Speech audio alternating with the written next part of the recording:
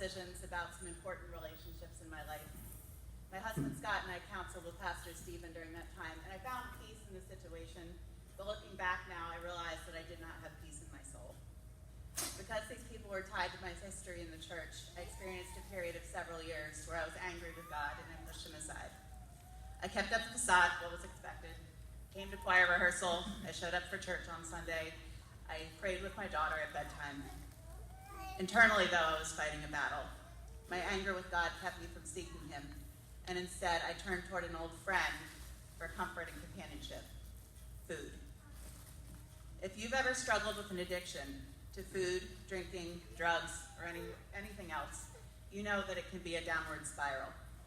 I ate because I felt bad about myself or about my circumstances.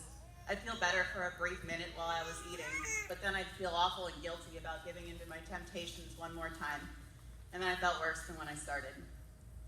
9 months ago, I was introduced to a book called Made to Crave: Satisfying Your Desires with God, Not Food. It was not a diet plan or a how-to book. Instead, it was a study that explored how to seek God to satisfy the cravings in my life. I had tried to gain control of this area of my life on my own strength so many times before, and wound up miserable and carrying more weight than I had. However, now, having learned to rely on God's strength, I've lost almost 80 pounds so far on my journey. I've known my whole life that I did not have the ability to conquer this area by myself. I've had so many people compliment me on the physical changes that they could see, or that they assure me that they know all the work it must have taken. But I give God all the praise and all the glory for my success. He placed an eating and an exercise plan that works well for me, as well as a support group of women in my life, at just the time that I needed it. I spent a lot of time in prayer asking for help to overcome the foods that were the greatest addictions to me.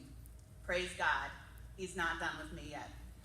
While striving to seek God in how I ate, I've also been able to let go of my anger and to seek him in other areas of my life as well. Back in March, I was sitting in the choir loft in celebration worship one Sunday, and I experienced what I call my Moses moment. I clearly heard God whisper to me that he wanted me to offer Made to Crave as a Bible study class here at Chum. I just as clearly informed him that I did not feel experienced or worthy enough to lead anyone. I barely had my own situation under control, after all. And I teach third graders. I mean, listen, God, I work with 8 and 9-year-olds. I don't teach adults. The next Sunday, I heard his voice tell me again that this is what he was calling me to do, and I knew I needed to follow his plan. God brought me 12 women who were seeking to journey alongside me. I'm pretty sure I've never been so scared as I was the day I was sat in the fireside room prepping for my first class. But God is so good, and he brought so many blessings to our group as we studied and we prayed together. I learned that food can be an idol for many people for many different reasons and in many different ways. Others in the group started to share their journeys and how God was helping them to experience success in their lives. Even though we finished that initial book, God has led our group to continue together. So if you'd like to join our next study, Faithfully Fit, you can check out the sign up in the gathering space. A quote I read recently sums up my journey perfectly. I felt disgusted, unhealthy, and out of control.